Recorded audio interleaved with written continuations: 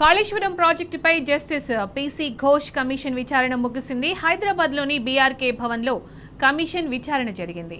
BRS అధినేత, తెలంగాణ తొలి ముఖ్యమంత్రి KCR commission chief PC Ghosh అడిగిన ప్రశ్నలకు సమాధానమిచ్చారు. కేసీఆర్తో జస్టిస్ పీసీ ఘోష్ ముఖాముఖి విచారణ 50 నిమిషాల పాటు జరిగింది. కాళేశ్వరం ప్రాజెక్టు ప్రాధాన్యత, ప్రాణహిత చేవెళ్ల ప్రాజెక్టు రీడిజైనింగ్ ఉద్దేశం, అనుమతులు తదితర అంశాలపై కేసీఆర్ వివరించారు. గోదావరి జిల్లాలో తెలంగాణ హక్కును ఉపయోగించుకోవడంలో కాళేశ్వరం ప్రాజెక్టు ప్రాధాన్యతను కేసీఆర్ వివరించారు. జస్టిస్ పీసీ ఘోష్ అడిగిన ప్రతి ప్రశ్నకు వివరణాత్మకంగా ఆధారాలతో సహా కేసీఆర్ జవాబిచ్చారు.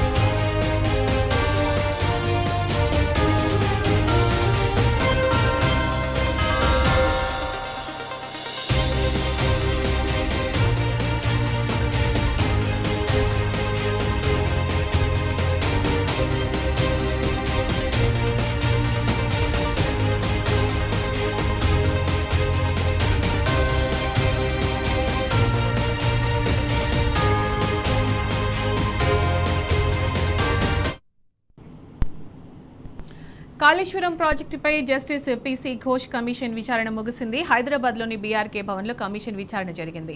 బీఆర్ఎస్ అధినేత, తెలంగాణ తొలి ముఖ్యమంత్రి KCR commission chief PC Ghosh అడిగిన ప్రశ్నలకు సమాధానమిచ్చారు. ఇక దీనికి సంబంధించిన పూర్తి సమాచారం మా ప్రతినిధి కిరణ్ అందిస్తారు. కిరణ్,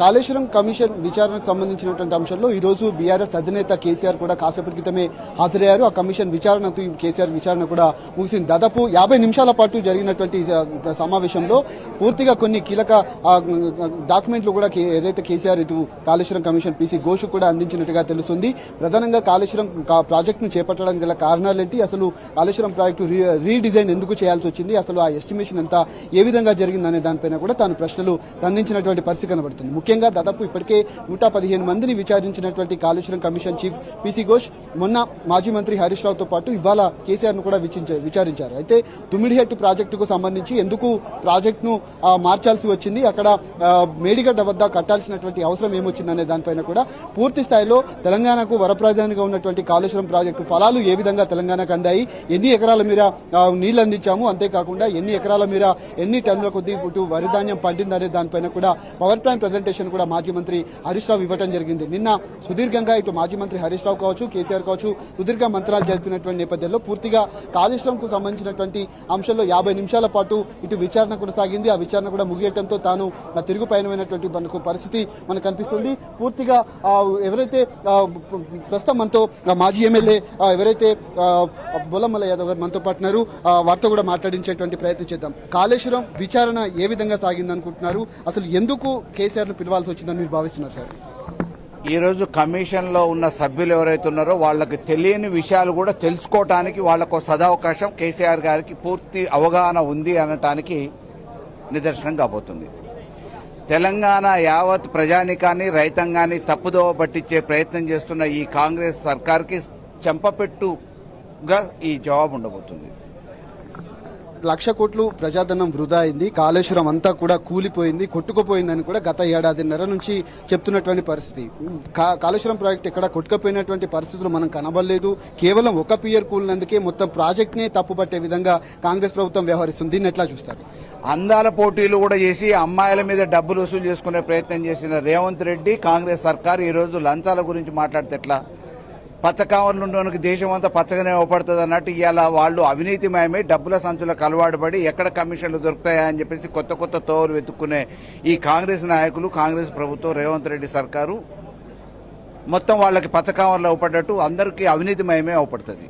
కానీ తెలంగాణ కోసం అహర్నిశలు పనిచేసి చావు నోట్లో తలకాయ పెట్టి ఉద్యమం చేసి 14 సంవత్సరాలు సుదీర్ఘ పోరాటం చేసి రాష్ట్రాన్ని సాధించి నీళ్ల కోసమే పోరాటం చేసిన ఈ కేసీఆర్ గారు ఈరోజు నీళ్లు ఇవ్వటమే లక్ష్యంగా 2014 నుంచి 23 వరకు అనేక ప్రణాళికలు తీసుకొచ్చి ఎడారిగా ఉన్న తెలంగాణని సస్యశ్యామలం చేసిన అపర భగీరథుడి మీద అపనిందలేసే ప్రయత్నం చేస్తూ ఉన్నారు. వాళ్ళ చేతగాని తనాన్ని రుజువు చేసుకోవడానికి, వాళ్ళ అసమర్థతను రుజువు చేసుకోవడానికి ఎన్డీఎస్ఏ క్లియర్గా రిపోర్ట్ ఇచ్చింది. ఈ పిల్లలను రిపేర్ చేయించుకొని ఈ ప్రాజెక్టుని వినియోగంలోకి తీసుకొచ్చుకోవచ్చు అని. అది చేతగాక వాళ్ళ అసమర్థతని కప్పిపుచ్చుకోవడానికి ఈరోజు కేసీఆర్ మీద అపనిందలేయటానికి ఈ కమిషన్ల పేరు మీద ఈరోజు పిలిపించే ప్రయత్నం చేస్తూ ఉన్నారు. దీనివల్ల ఏదో కేసీఆర్ గారి ప్రతిష్ట దెబ్బతింటారు కాదు, చేతనైతే చచ్చిపోయిన శవాల్ని కూడా బయటికి తీయలేని ఈ దద్దమ్మలు, ఈ చేతగాని ప్రభుత్వం హెలికాప్టర్ల మీద పొద్దున పోయి సాయంత్రం వరకు ఆడ ఉండి విందులు వినోదాలు చేసుకొని శవాలను కూడా పట్టించుకొని ఈ దద్దమ్మలు ఈరోజు కేసీఆర్ గారి గురించి మాట్లాడే అర్హత ఉందా? సుంకిశాల వీళ్ళ హయాంలోనే, ఈ ప్రభుత్వంలోనే సుంకిశాల కూలిపోతే కనీసం పట్టించుకున్న నాదులు లేడు. ఢిల్లీలో ఫ్లైఓవర్ పట్టపగలు కూలిపోతే మరి ఇలా మోడీ గారు బాధ్యత వహిస్తారా? ఈ ప్రపంచంలో కట్టిన అనేక ప్రాజెక్టులలో ఇటువంటి కట్టడాలు, కూల్టాలు ఇవన్నీ సహజమైన పద్ధతి. వీటిని రిపేర్ చేసుకోవటం అనేది ఈ ప్రభుత్వానికి ఉన్న బాధ్యత.